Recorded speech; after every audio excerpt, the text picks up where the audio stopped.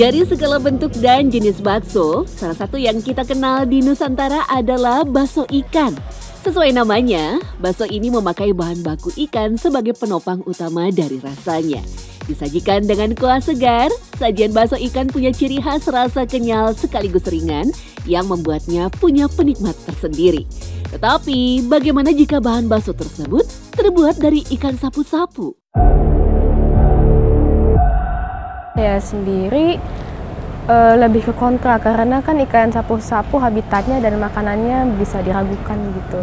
Di tempat berlumpur, makan lumut gitu. Hidup ikan itu sendiri itu kotor gitu, dan juga ikan sapu-sapu itu bukan ikan ternak gitu.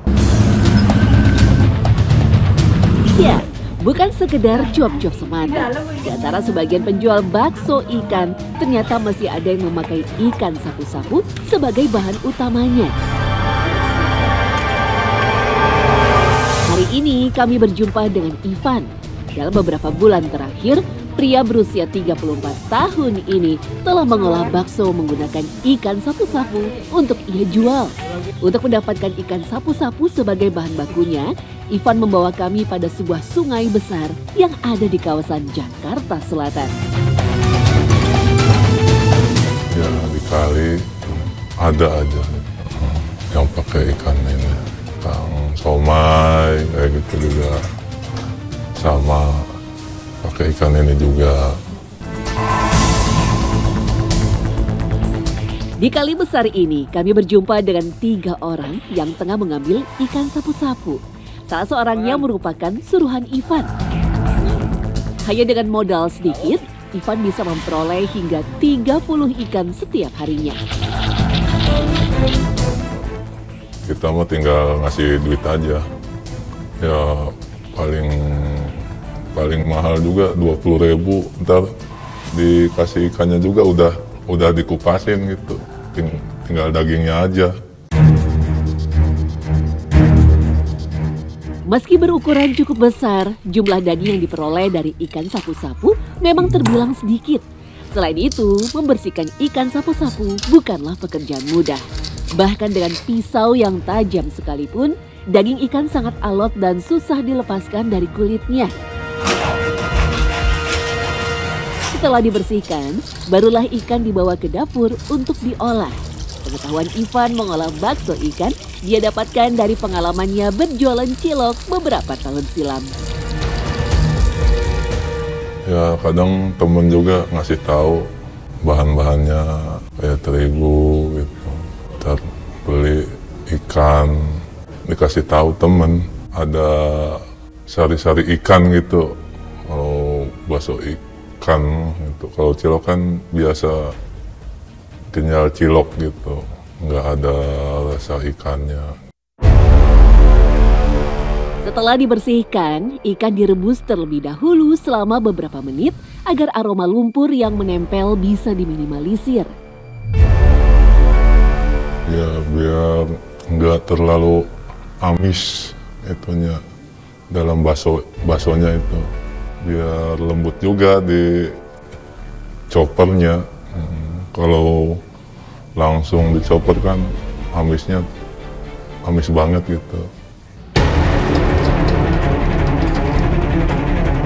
Daging ikan hanya dicacah menggunakan mesin chopper agar tekstur daging masih terasa dalam adonan.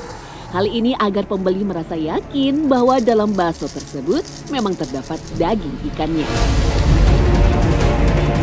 Ikan dimasukkan ke dalam wadah untuk dicampurkan dengan terigu dan tepung sagu. Bumbu seperti garam, lada, gula, penyedap, dan bawang putih halus dimasukkan agar semakin menghilangkan rasa amis ikan sapu-sapu. Kalau misalkan terigunya 1/2 kilo, sagunya juga 1/2 kilo. Ya kalau 1/2 kilo bisa jadi 150 biji. Tak lupa air panas dimasukkan ke dalam wadah agar adonan segera menyatu. Ivan mengaduk adonan hingga merata.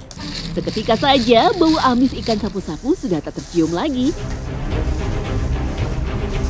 Ivan pun melanjutkan merebus adonan bakso satu persatu hingga matang.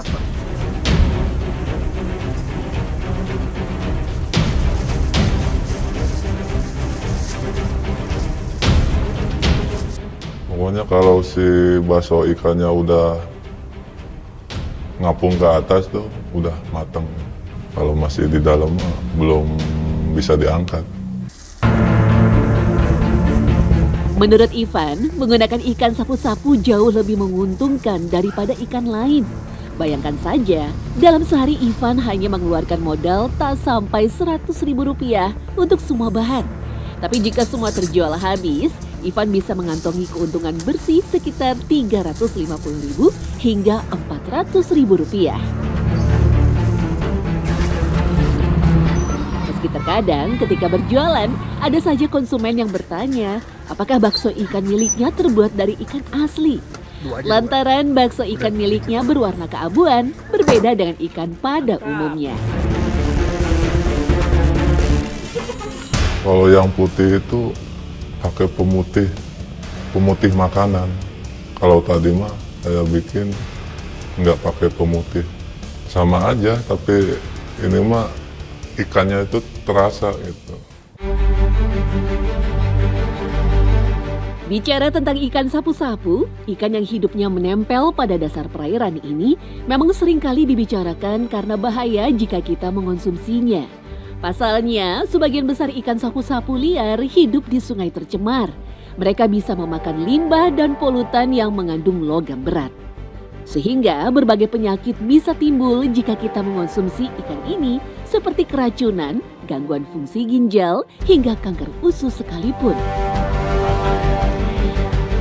Karena itulah, tak semua pedagang bakso ikan memakai bahan baku yang sembarangan. Mahmud salah satunya. Berjualan selama 5 tahun terakhir, Mahmud selalu memakai ikan tenggiri sebagai bahan baku bakso ikan. Kalau di sini kenapa pakai ikan tenggiri? Karena kita supplier untuk ikan yang kayak bandang laki sama barakuda untuk wilayah Pamulang dan sekitarnya agak susah. Makanya kita ambil ikan tenggiri, karena ikan tenggiri selain secara kualitas rasa bagus gitu kan, makanya dan suppliernya gampang. Sesuai dengan namanya, bakso ikan khas Serang, Mahmud mengambil ikan tenggiri langsung dari pesisir kota Serang, Banten. Untuk satu mangkuk, ia hargai sebesar Rp19.000. Karena memang karena mungkin karena Serang itu pesisir, untuk supply ikannya banyak, makanya mungkin dia salah satu produk unggulannya itu dibikin bakso. Tenggiri di Banten juga banyak, karena saya pernah satu teman saya, kebetulan saya punya teman supplier ikan di daerah Pontang Serang. Menurut beliau temannya dia itu nyuplai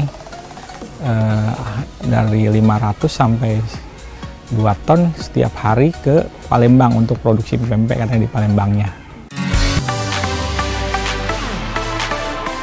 Selain itu, ikan tenggiri juga tak memiliki bau amis yang menyengat seperti ikan sapu-sapu. Warna bakso yang dihasilkan pun tampak putih bersih tanpa corak abu sedikit pun. Hal inilah yang disebut Mahmud, salah satu cara untuk melihat secara fisik ciri-ciri bakso memakai ikan yang sekadarnya. Selain aroma amis yang janggal, bakso ikan yang tak memakai bahan segar biasanya akan meninggalkan rasa tak nyaman pada lidah. Biasanya salah satunya gatel di lidah sama teksturnya kurang enak gitu. Nggak pejel ya kalau orang Serang bilang, orang Banten bilang.